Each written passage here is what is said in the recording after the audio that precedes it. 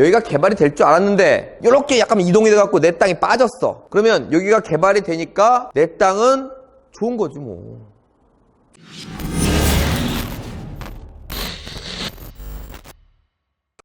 토지의 용도가 농림지역, 농업진흥구역으로 되어 있는데 라는 말이 있습니다. 뭘 질문할 건지 대충 알 것 같아요. 여러분들도 아실 것 같습니까? 자, 바로 읽어볼게요. 본문을. 안녕하세요. 관심 있는 토지가 하나 있습니다. 그런데 이곳은 최근 개발 가능성이 있다고는 하지만 토지의 용도가 농림지역, 농업진흥구역으로 되어 있습니다. 사람들은 그곳을 사두면 나중에 땅값이 오른다고 하는데 어떤 사람들은 농림지역은 개발이 되어도 그리 큰 혜택이 없다고 하는데 누구 말이 맞는지요? 정리할게요. 개발이 되는 지역이래요. 근데 농림지역, 농업진흥지역이래요. 근데 어떤 사람들은 땅값이 많이 오른다고 하고 어떤 사람들은 별로 안 오르거나 아니면 전혀 안 오르거나 뭐 이런 얘기를 한답니다. 그러니까 누구 말이 맞냐 이거가 질문 같은데 한번 계속 끝까지 읽어볼게요. 이것을 투자가치로 보는 이유는 나중에 환금성이 있다고 판단해서인데 농림지역이라 개발된다고 하더라도 개발호재에서 벗어날지가 염려됩니다. 거기가 개발이 되는데 그 농림지역이 포함될 수도 있고 빠질 수도 있는데 빠질까봐 걱정이 된다는 말씀을 하시는 거예요. 그리고 딱 값이 오른다 하더라도 되팔 때 세금 부분이 많이 나올 수 있다고 하는데 세금을 줄이려면 어떤 방법이 있는지요? 혹시 낙찰되면 명도를 부부로, 명인가 보다. 부부로 할지, 개인으로 할지, 법인으로 할지 궁금합니다. 그리고 저는 현재 농취증도 없습니다. 고수님께서 감사드립니다. 이렇게 나왔는데, 질문이 여러 개네요. 아까 이 땅을 사면 오르냐? 아니면 별로 안 오르냐? 개발된다고 하더라도 개발 지역에서 벗어나면 어떡하냐? 두 번째 질문이. 세 번째 질문은 세금이 많이 나오는데 세금을 줄일 수 있는 방법은 어떤 방법이 있는지. 네 번째, 명의를 부부로 할지 개인으로 할지 법인으로 할지 궁금하대요. 마지막에 농취증도 없대요. 질문이 아무래도 경매 왕초보다 보니까 이런 것들이 궁금한데 제가 하나하나 해결해 드릴게요. 자, 개발 가능성이 있는 지역에 농업진흥구역이 나왔습니다. 그러면 그곳을 사놓으면 땅값이 많이 오를까요? 안 오를까요? 이렇게 질문을 살짝 바꾸겠습니다. 약간 극단적으로. 오를까요? 안 오를까요?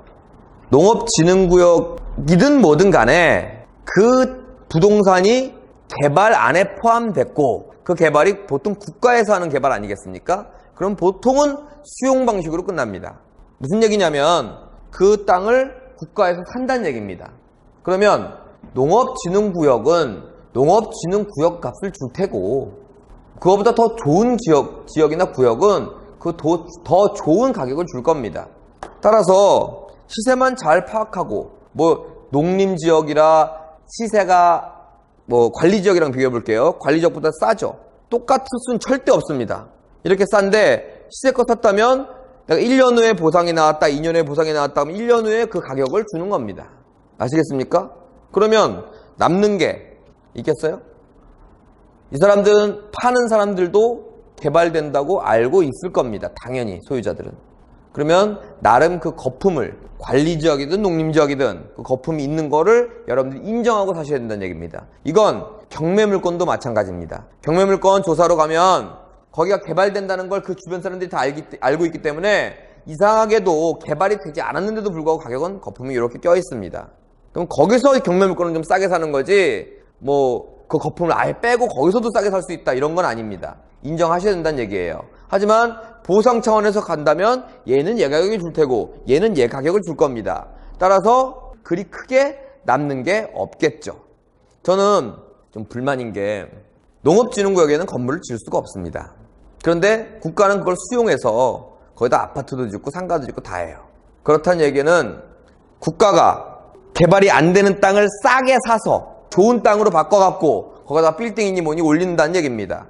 그래 거기까지 좋다 이거야. 공공사업이라고 치고 좋다 이거예요.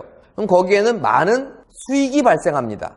지금 3기 신도시가 대부분 건물 못 짓는 거 수용해갖고 건물 짓게끔 바꿔서 올리는 겁니다. 그러면 그 많은 수익이 생기는데 왜 LH는 마이너스라고 발표하고 다니냐고 수익이. 언제였죠? 언제는 빚이 어마어마하다고. 그런 얘기를 들을 때마다 참 답답합니다. 실제로 그런 거라면 답답하고요. 아니 거기에 진짜 전문가들이 없나? 그렇게 싼 땅을 비싸게 해놓고도 그게 없나? 그 얘기가 아니었죠. 그래서 수용이 되면 별 재미가 없다. 그러면 여기 보시면 나중에 수용될 거라고 판단이 되는데 라고 바꿀게요 제가. 그러면 개발이 되더라도 개발해서 빠지면 어떻게 되느냐 이겁니다. 그러면 여기가 개발이 될 줄 알았는데 이렇게 약간 이동이 돼갖고 내 땅이 빠졌어. 그러면 여기가 개발이 되니까 내 땅은 좋은 거지 뭐. 좋은 거지. 내가 그냥 다 논밭이었는데 내 땅 바로 옆으로 아파트도 들어오고 상가도 들어오고 빌딩도 들어오면 내 땅은 무조건 오르겠죠. 무조건 올라요. 근데 여기서 또 큰 함정이 있습니다. 무조건 오르는데 여기가 빌딩이 들어와도 내 땅은 농사만 져야 되거든. 왜? 농업진흥구역이니까. 여기가 대로가 빵 뚫려도 내 땅은 농사만 져야 되거든. 왜? 농업진흥구역이니까.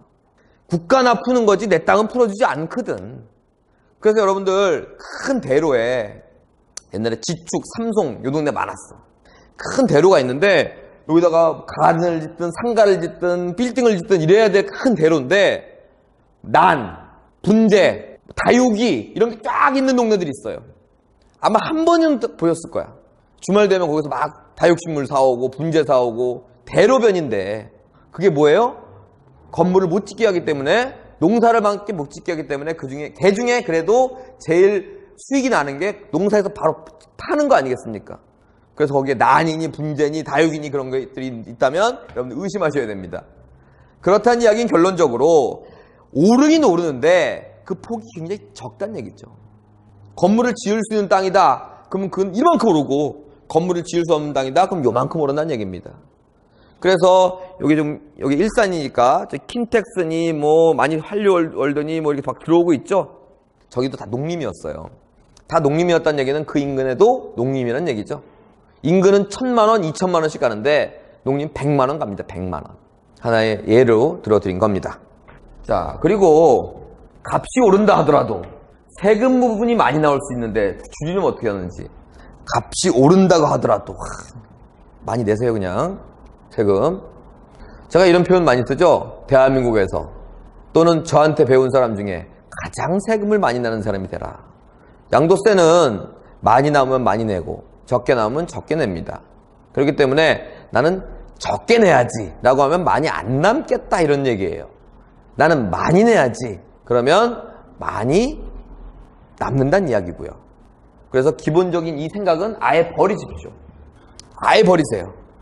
그런데 똑같은 조건에서 절세할 수 있는 게 있나? 있어요. 있는데 안 알려드릴 거야. 자, 절세할 수 있는 거는 단순 지식이잖아요. 제가 절세와 이제 돈 버는 거를 알려드리고 있는데 돈을 벌어야 이제 절세를 생각하는데 이거 먼저 하고 이거 해요.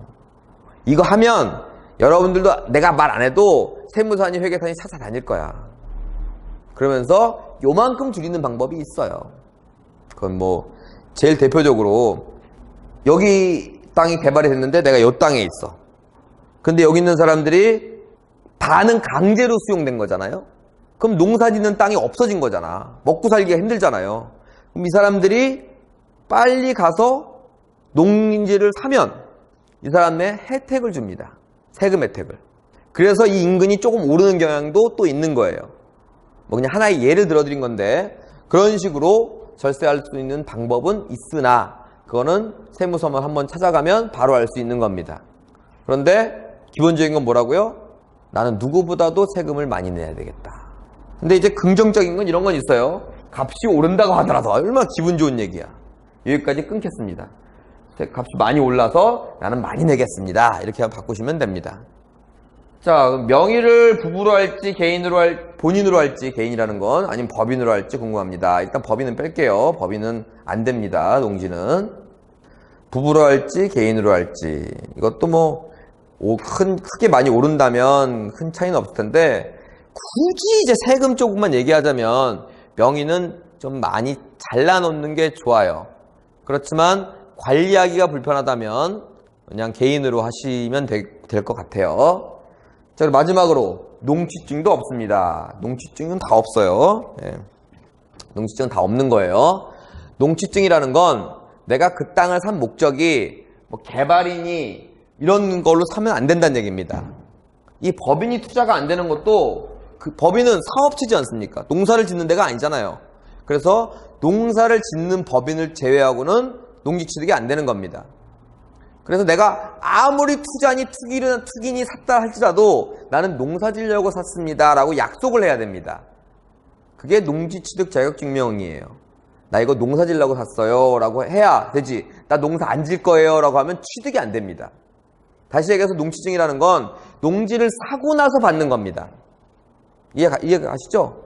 내가 농지증이 이미 있는 게 아니고 이 농지를 하나 사면 그 취득을 등기를 하려면 난 농사 짓겠습니다라는 약속을 해야 되기 때문에 내가 농지증을 하나 갖고 있더라도 또 딴 땅을 사면 거기다 농사를 짓겠습니다. 또 약속을 해야 되겠죠? 그래서 살 때마다 농지증을 받는 거지.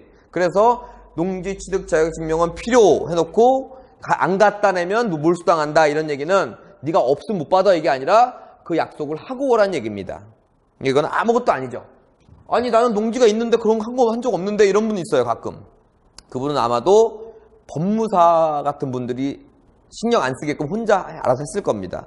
그래서 농지증을 만들어 본 경험이 없다는 얘기가 나오는데 농지증이 없으면 농지취득이 아예 안 됩니다. 다시 정리하자면 낙찰을 받고 또는 계약을 하고 농지증을 받아서 갖다 내야 낙찰 허가가 나고 매매 같은 경우는 등기가 된다. 그러면 그게 내가 농지증이 있는 거냐? 다시 새로운 땅을 농지를 사면 또 농사 짓겠다는 약속을 해야 등기가 되고 낙찰 허가가 나는 겁니다. 그때마다. 그럼 부부로 샀을 경우는 어떻게 되냐? 농지는 하나를 사면 하나를 받는 게 아니라 명의대로 받는 겁니다. 부인도 받아야 되고 부인도 농사 안 짓다면 안 됩니다. 부인도 받아야 되고 나도 받아야 됩니다. 그렇게 생각하시면 될 것 같습니다. 소소한 팁을 하나 드리자면 1000평방미터 미만은 농사에 대한 것도 조금 쉽고요. 세금 부분도 조금 쉬워요. 1000평방미터면 미만이면. 그런데 내가 1200이야. 그럼 1000평방미터가 넘죠. 그러면 그럴 때 이제 부부 명의로 하면 한 사람당 600씩 되니까 주말 체험 영농 등으로 농지증도 받기 쉽고 농사도 좀 안 져도 되고 그리고 나중에 세금도 좀 혜택이 있다는 점 그냥 소소한 팁으로 말씀드렸습니다.